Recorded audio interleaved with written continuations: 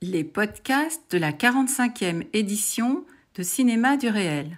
Discussion entre Pierre Creton et Catherine Blangonnet à l'issue de la séance consacrée à Pierre Creton dans le cadre de la programmation Le Monde Autre.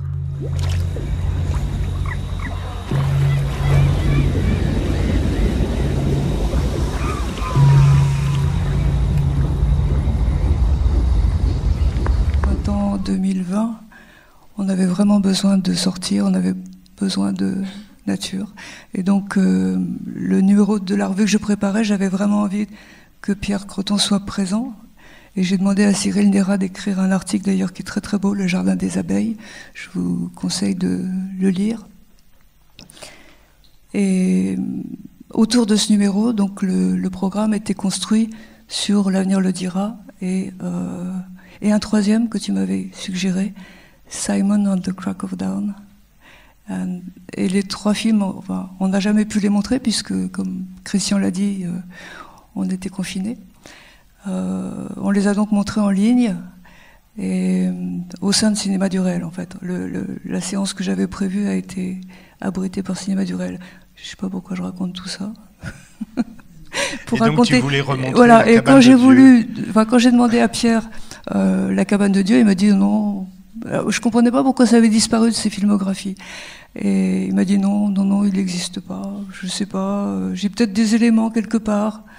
Enfin, tu n'avais pas l'air enthousiaste au départ. J'avais surtout l'intention, une intention un peu pour moi, c'était le lointaine de le reprendre. C'était le portrait de. C'était tellement la nature, quoi. C'était tellement cette cabane dans la forêt. Pour moi, c'était tellement lié à ta enfin, tu vois, le jardin, quoi. Ton jardin.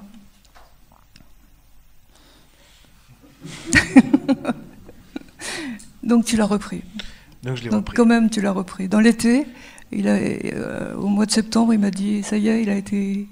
Non, c'est Cyril qui m'a dit, ça y est, Pierre l'a remonté, c'était une bonne surprise. Voilà, je l'ai repris et je suis allé rechercher dans les roches des plans qui sont des plans, des mises en scène un peu préparatoires que j'avais préparées pour l'acteur et que du coup j'ai ressorti et que j'ai mis dans le film. Mais cette cabane cette cabane existe. Il faut que tu en parles de cette cabane. Je parle de cette cabane. Ah oui, oui, bien sûr, oui. Oui, alors donc c'est un lieu familial, c'est une cabane qui est un ancien pavillon de chasse. Et par ailleurs, donc en reprenant le film, j'ai retrouvé ces roches aussi où je filme cette chienne qui s'acharne sur ce renard, dont j'ai vraiment été saisi. Enfin, j'avais vraiment oublié comment j'avais même réussi à filmer cette violence. Et c'est une chose retrouvée aussi dans les roches. Donc cette cabane, ce film, c'est une sorte d'exorcisme avec les pères, les oncles, enfin bref, les chasseurs. Non. Comment ça, non?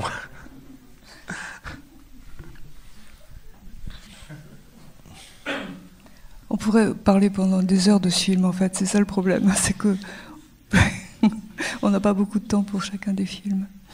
Bon, de plus, c'est un lieu qui est dans le prochain film. Voilà. Donc il y aura une troisième version. Ah non, c'est complètement autre différent. chose, mais c'est un lieu inépuisable. Je sais plus, dans le débat qui a été enregistré au moment de Cinéma du Réel, qui est d'ailleurs en ligne, on disait que cette maison était comme un studio de cinéma, en fait, que ça ressemblait au... Comment c'était d'Edison, la Black Maria. La Black Maria d'Edison. Et c'est vrai que c'est un peu une matrice pour toi du cinéma, parce que quand tu étais enfant, c'était aussi un endroit où tu as dû rêver les films que tu allais faire. Enfin, si tu savais que tu allais faire des films. Non, bien sûr que non. Et, mais le lieu a beaucoup changé puisque la forêt autour, un propriétaire a fait une coupe rase. Et enfin voilà, c'est un lieu je pense qu'on a tous envient que certains lieux restent immuables, et évidemment c'est impossible. Sinon pour moi c'était le plus beau portrait de chien aussi. Le visage de ton chien, ça c'est vraiment quelque chose que je n'avais pas oublié, qui était déjà dans le premier film. Le Jua, c'est ça? Oui. Bien que le premier portrait c'est aussi retrouvé dans les roches aussi. Le premier portrait fixe. D'accord. Dans le film.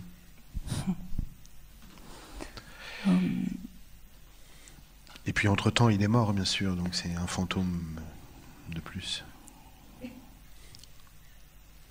Vous voulez intervenir? Oui, sur la cabane de Dieu. Vous trouvez qu'on parle entre nous? Bon. Vous avez des questions? Oui. Attendez, il y a un micro qui...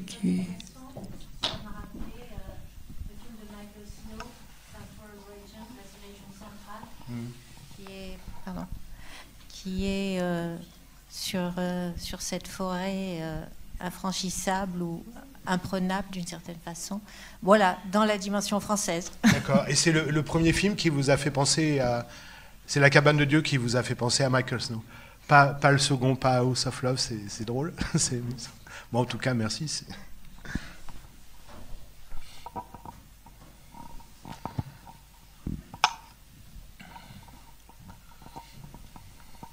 Bonsoir, merci pour vos films. Moi, c'est quasiment les premiers que je vois. J'ai juste vu Vat Toto. Et je me demandais si vous avez fait un usage du son qui est quand même très spécifique, et où vous dites que c'est des films de fantômes. On a l'impression que les fantômes, ils passent quasiment que par le travail sonore, et je trouvais ça très intéressant. Et c'était pour savoir si vous pouvez nous en dire un peu plus, notamment pour le deuxième, où vous avez vraiment choisi... Est-ce que c'était des collaborations? Est-ce que c'est ces musiques qui vous ont donné envie de faire ce film? Comment vous travaillez ce rapport entre l'image et le son? Merci. Alors ces trois films-là, ils ont aussi en commun d'être faits sans être passés par une écriture, un scénario, une production. C'est fait sans argent, donc avec beaucoup de temps. De façon très artisanale, où je suis seul, il n'y a pas d'équipe. Donc une fois encore, il n'y a pas de repérage, c'est des lieux que je connais très bien, puisque tous les lieux dans ces trois films-là, c'est des lieux où j'ai vécu, beaucoup.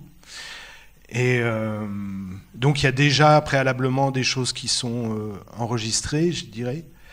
Et puis ensuite, quand je filme, donc avec beaucoup de temps et le temps aussi d'enregistrer les sons qui sont vraiment propres au lieu. Et puis ensuite, je pense que c'est aussi beaucoup au montage en fait qu'est travaillée la dimension du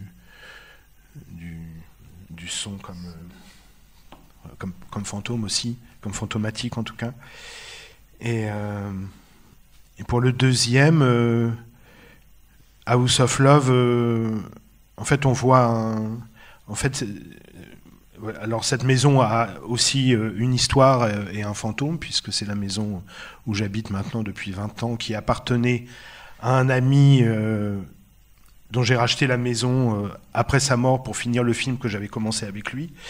Et la seule chose que m'ont laissé ses enfants dans la maison, parce qu'ils l'ont absolument vidée, au point même d'effacer les dessins qu'il avait fait sur les portes, le seul objet qu'ils ont laissé, c'est un tourne-disque. Donc voilà, ça vient de là, des musiques, du vinyle, même si après on passe par d'autres lieux, mais le panoramique permet comme ça de passer d'une maison à l'autre, qui sont des lieux hantés par la vie, la mort et l'amour. Donc voilà, oui, les musiques sont très présentes, sont assez présentes dans les trois. Comme il n'y a pas de production et que c'est pas distribué, j'ai pris les musiques de façon complètement sauvage, sans payer de droits. Et voilà. le deuxième film a un côté totalement hypnotique. En fait, comme c'est la première fois que je le voyais sur grand écran, ça démultiplie cet effet à la fois lié à la musique. Ça serait insupportable sans la musique, en fait. Et les deux sont intimement liés. Porte le panoramique, ouais. Au départ, c'était très, très théorique. Il y avait 3 lieux, tel temps, etc. Évidemment, heureusement, après, ça s'est un peu libéré, mais et j'ai notamment fait pas mal d'essais, puisque j'ai d'abord fait les panoramiques manuellement sur un pied. Pardon. Et puis j'ai opté pour poser la caméra sur un plateau très léger qui est destiné à tourner les gâteaux d'anniversaire, je crois, quelque chose comme ça. Donc qui était comme le tourne-disque. Et du coup, j'aimais beaucoup ce côté mécanique. C'est vraiment ce que je recherchais, enfin ce que j'ai découvert, je dirais, parce que au départ, je pensais pas que, au point de conserver le son, quoi, du plateau, qui est presque un son de caméra pellicule. En même temps, c'est un exercice d'observation, parce qu'à chaque fois qu'on repasse, la lumière a changé. À un certain moment, tu as une ombre. Oui, parce que j'interviens en fait pour changer les lumières, et puis la lumière change elle-même dehors, et puis il y a les animaux. Est-ce que l'ombre était mise en scène ou pas? Non, mais quand je me suis vu, en fait, je me suis fait piéger. C'était pas du tout prévu. On voit mon reflet dans les cadres, etc. C'était pas du tout prévu. Enfin, au début, j'ai trouvé en plus qu'il y avait un rapport avec le confinement, parce qu'à chaque fois qu'on voit la fenêtre, on a envie de s'échapper de cette pièce. Et c'était lié aussi au confinement, en fait. Il y a un fort effet d'enfermement, comme ça, avec ces fenêtres, cette lumière si belle, quoi. Tu veux en venir au confinement? Ah bah si tu veux. C'est aussi un des points communs des 3 films, non pas le premier, le 3e. Oui.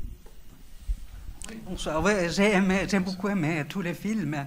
Mais je me demanderais un peu, le dernier film, n'est-ce pas un genre nouveau, une recréation d'une vérité plutôt qu'un documentaire pur sucre? Documentaire. Alors comment dire, c'est assez amusant, parce que j'ai l'impression que c'est mon film le plus ancré dans le réel, mais sûrement à cause des manifestants. Mais peut-être il faut que j'en revienne à la genèse du film. Je rencontre, enfin, Christian vient chez moi à Vatoto avec Catherine Bizerne pour organiser la rétrospective au réel il y a 2 ans.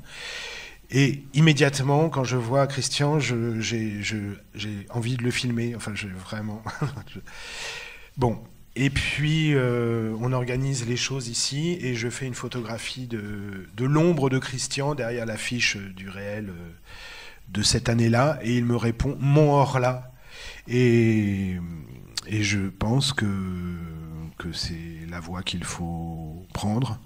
Donc c'est un texte que l'on connaît tous les deux. Christian, tu veux venir parler de ton expérience d'acteur? C'est pas prévu. J'ai une chaise vide, mais c'est cette journée. Alors moi, j'ai pas une affection particulière pour Maupassant, je dois dire, excepté ce texte, parce qu'il devient complètement fou. Et il y a plein de points communs qui m'apparaissent. Avec quoi? Comme par exemple la syphilis et la pandémie, enfin plein de choses, ou même des choses qu'il peut dire lui-même de la politique, et puis j'avais envie aussi depuis le temps que je fais des films, j'avais assez envie de faire un film à Paris aussi. Il y avait aussi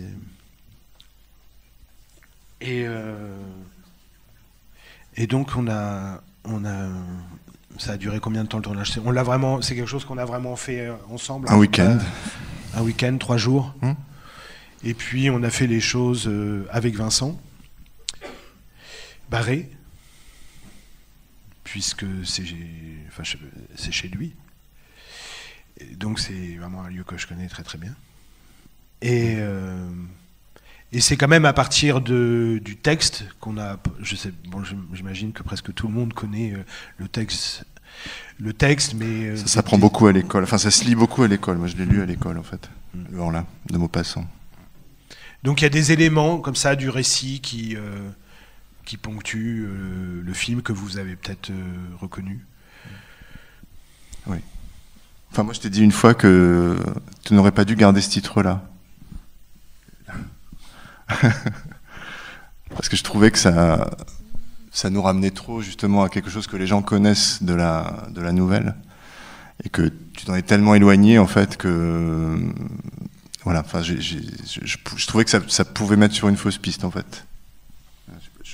Je sais plus ce que tu m'as répondu, mais voilà. Je me souviens avoir pensé au fleuve le fleuve comme titre, mais bon.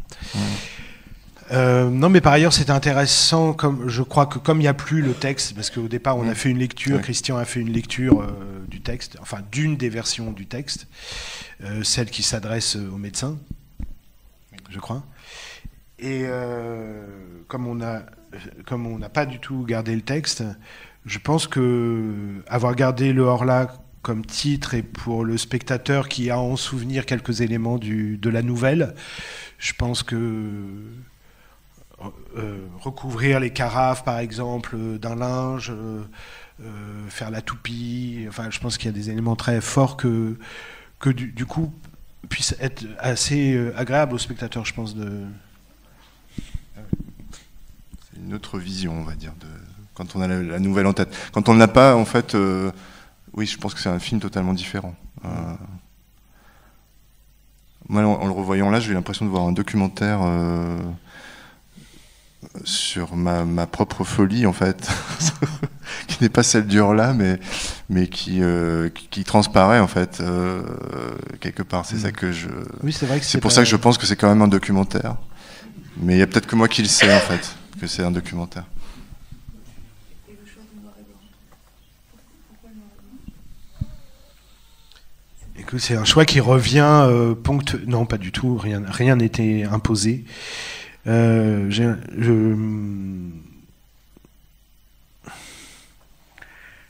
J'ai l'impression que c'était une manière de mettre, de doubler les époques, l'époque contemporaine et le 19e siècle. Enfin, j'ai l'impression que les choses apparaissaient mieux comme ça dans le noir et blanc presque de l'écriture ou du dessin ou des sculptures de Vincent aussi, qui est très, très présente aussi. En fait, il y a plein, dans cet appartement, il y a plein de Horla, en fait. Il y a une sculpture, il y a une peinture, il y a une statue. Des présences. Ouais. Des présences du temps, évidemment. Mais oui, tu parlais de la. Oui, vas-y. Et puis finalement, je n'ai gardé que la parole de Christian, en fait. C'est-à-dire comment on appelle ça, improvisé. Ah oui. Ouais. Parce qu'effectivement, la voix. Si je te parle, est-ce que tu me réponds? Ouais. Voilà, c'est des choses. Les voix, c'est chiant. Les oiseaux, c'est bien. Du coup, le film est ponctué de petites phrases comme ça qui ont l'air de rien, mais qui vraiment structurent le film et qui permettent aussi d'avoir évacué le texte. Mmh. Ah oui, parce que on a quand même enregistré 2 fois l'intégralité du texte, enfin la version courte de la nouvelle en fait.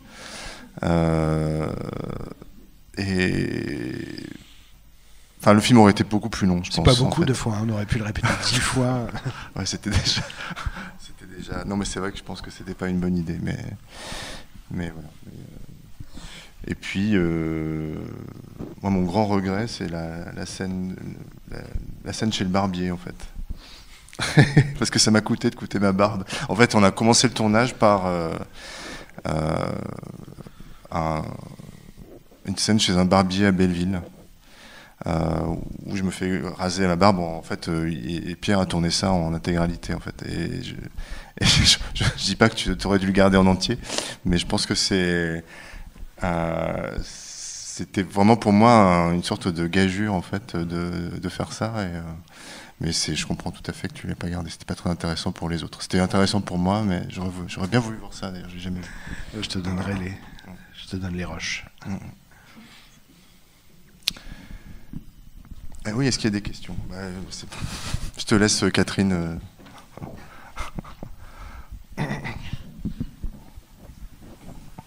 Bonsoir. J'ai une petite question sur le temps de la création. Puisque vous vous autoproduisez, comment cela s'organise-t-il en fait? Est-ce que le temps, c'est un luxe pour créer? Comment vous le trouvez? Voilà. Ah, le temps, c'est un luxe pour créer, oui, ça c'est sûr. Dans la cabane de Dieu, c'est presque manifeste. Je déplace la cabane en même temps. Je déplace la caméra en même temps que je fais la cuisine. Donc voilà, c'est vraiment. En fait, c'est le même temps. Quand les deux peuvent se faire ensemble, pour moi, c'est merveilleux. Mais ça se passe pas toujours comme ça. Parfois, j'ai des tournages très organisés, avec des plans de travail.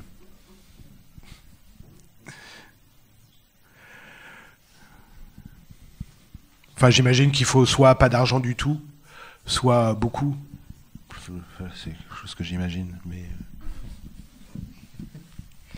pas du tout beaucoup, mais un peu, c'est... Pour le coup, c'est sur votre temps libre, c'est ça? Oui, c'est sur mon temps libre, oui. Enfin, sur mon temps libre de cinéaste, parce que par ailleurs, je suis jardinier, j'entretiens des jardins, donc... C'est justement ce que j'aime dans votre démarche, en fait. C'est comment les deux se lient. Je pense pas que ce soit parallèle. Non, c'est en même temps. Oui. Comment? Vous filmez avec des caméras différentes et vous avez une façon, enfin même si les plans, vous avez la même façon de filmer, mais je me demandais pourquoi vous imaginez un film avec telle image plutôt que telle autre en termes de caméra. Et je me demandais si finalement la question technique, les fantômes, ils étaient différemment perceptibles avec une caméra 16 mm ou avec une caméra numérique ou en couleur ou en noir et blanc. Et est-ce que c'était différentes façons d'enquêter sur les fantômes? Et aussi, une fois que vous avez fini ces films, est-ce que vous vous sentez plus proche des fantômes que vous avez essayé d'approcher, ou est-ce qu'ils s'en vont avec la fin du film?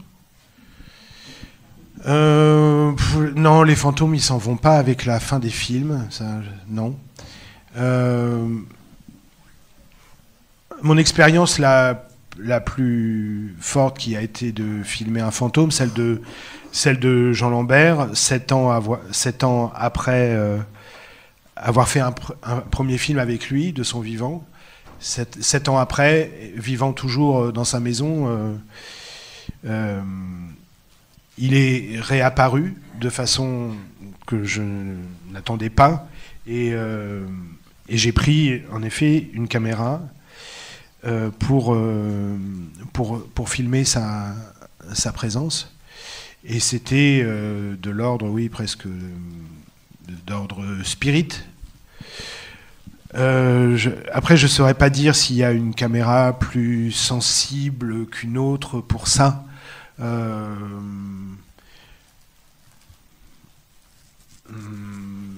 Je suis pas sûr. Je crois que c'est lié une fois encore au temps que l'on a, je crois, pour saisir.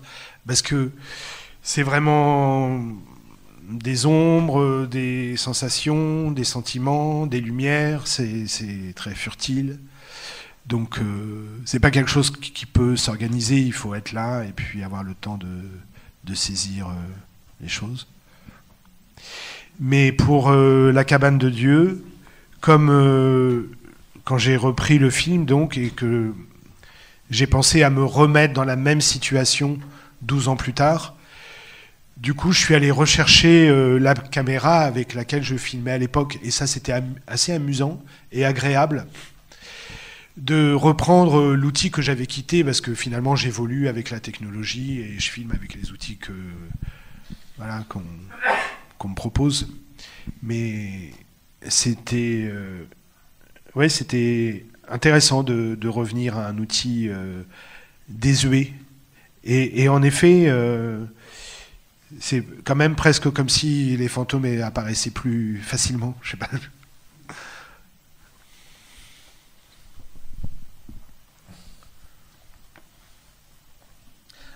C'est vrai que plus l'image est précise, plus c'est horrible, quoi.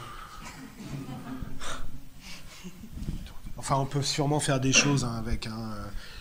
Il y a des grands chefs opérateurs qui y arrivent. Je me demandais, Pierre et Christian, par rapport au Horla, moi je n'ai pas souvenir, même si je l'ai peut-être lu quand j'étais au collège, mais je n'ai pas souvenir de l'histoire, donc je ne sais pas l'histoire qui est derrière ce qu'on voit. Déjà, ça m'intéresserait de savoir un peu les liens de mise en scène et puis le rapport entre ce qui est filmé, ce qui est improvisé, ce qui est prévu et comment tout ça s'est mis en place en fait. Alors, pour en revenir quand même à faire un bref résumé de la nouvelle, c'est l'histoire d'un homme qui vit en Normandie, au bord du fleuve, au bord de la Seine, et qui commence à avoir des symptômes de fièvre, ainsi que ses domestiques. Et il devient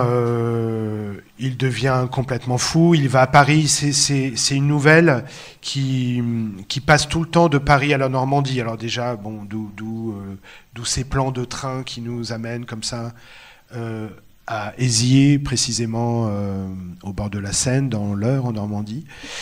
Et donc il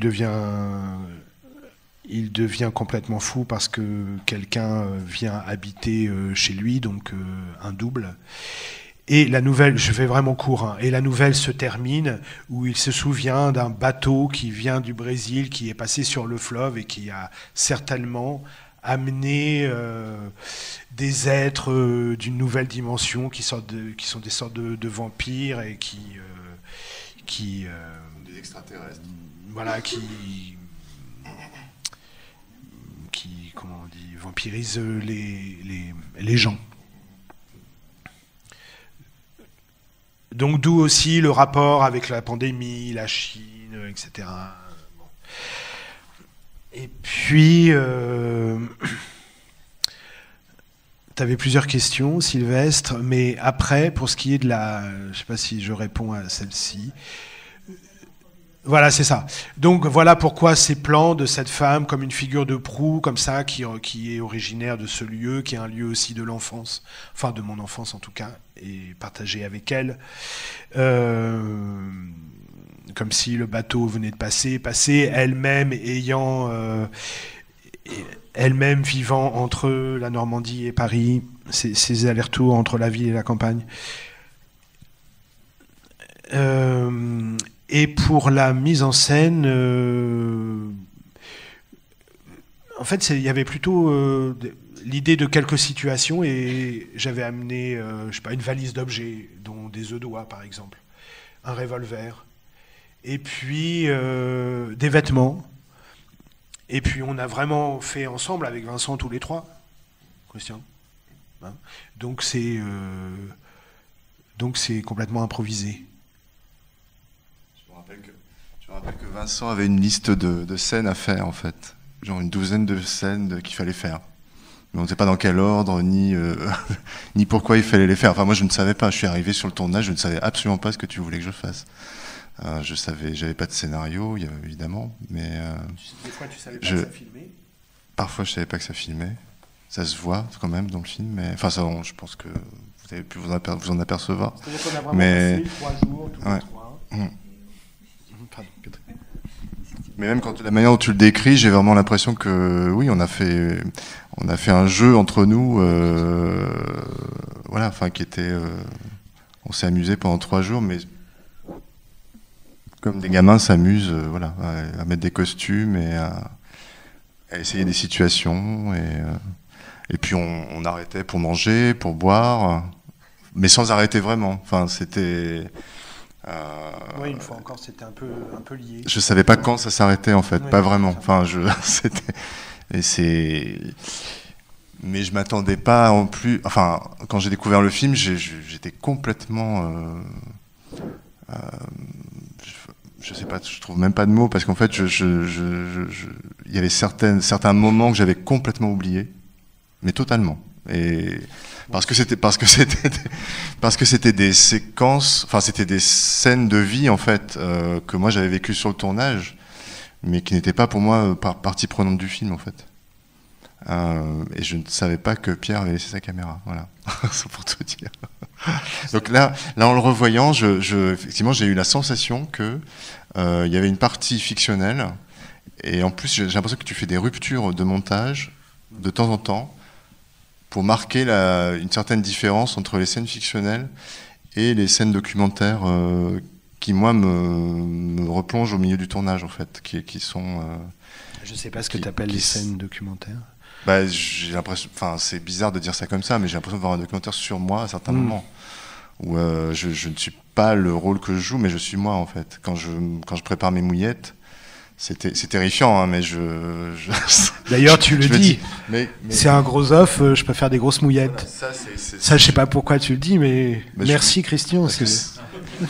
On se demande à qui tu t'adresses. Parce que c'est logique. C'est la première fois que je mange un œuf doigt, donc je prépare des grosses mouillettes.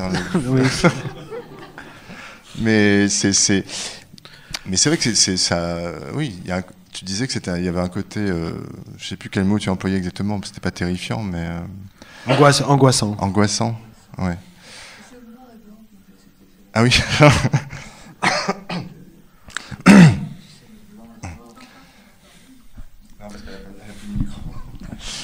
Mais je disais que c'était le blanc pour moi, c'était la mort, donc ce film m'avait angoissé. Oui, voilà. Mais moi, je pense qu'il y a aussi quelque chose, je sais pas, je vois quelque chose d'un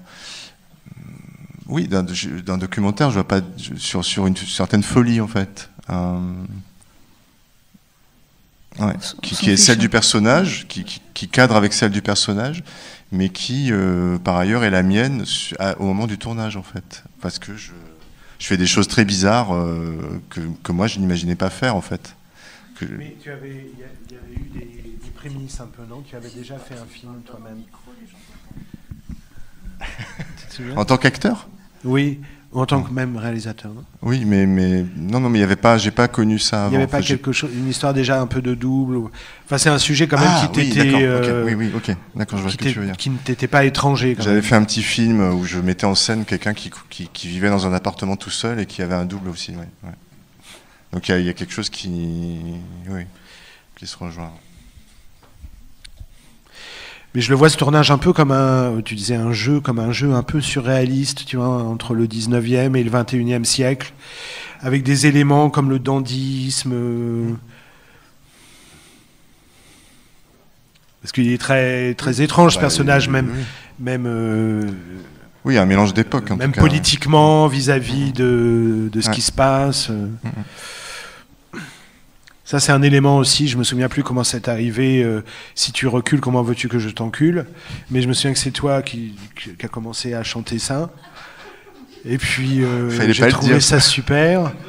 Donc, on a fait des enregistrements, et puis ça s'est décidé au montage après, quoi. Mais, oui, alors, je remets les choses dans le contexte. Non, mais pour dire comment les choses se sont construites et... Il y a un contexte. C'était après quelques verres d'alcool. Ouais. Et je sais plus, on a dû parler chant parce que j'étais dans une chorale à ce moment-là. Je chantais pas cette chanson-là dans la chorale, mais je sais que c'est Vincent je sais plus comment c'est venu. Et comme tu utilises toute la matière qui te tombe sous la main, ce que je trouve absolument hallucinant. En fait, c'est ce que je trouve le plus intéressant en fait dans ton cinéma. C'est vraiment faire feu de tout ce qui, de tout bois, mais Et j'en ai fait l'expérience à mes dépens par moment. Non, je plaisante, mais tu chantes très bien.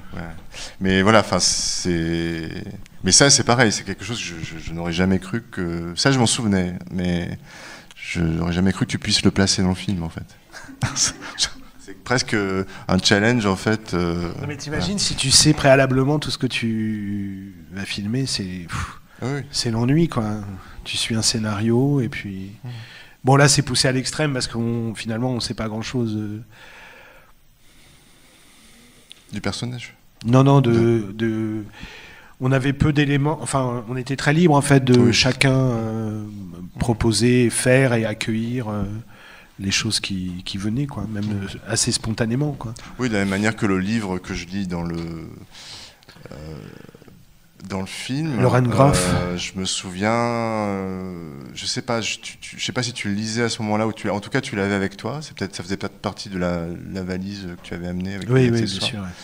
Et je t'ai demandé, c'est quoi ? Et puis tu m'as dit, tiens, lis cette nouvelle. C'est un bouquin de nouvelles. Je l'ai lu à un moment où on tournait pas évidemment, et c'est moi qui t'ai dit, mais c'est fou, il y a un passage qui colle exactement à... Mais voilà, c'est toute la perversité de Pierre, qui je suis sûr, voilà, tu voulais que je la lise et qu'en fait je te dise, et que je te dise ça, que je te dise, on va lire un morceau de cette nouvelle dans le film. C'est ça ? Oui. D'accord. Donc ça a très bien marché. Ouais.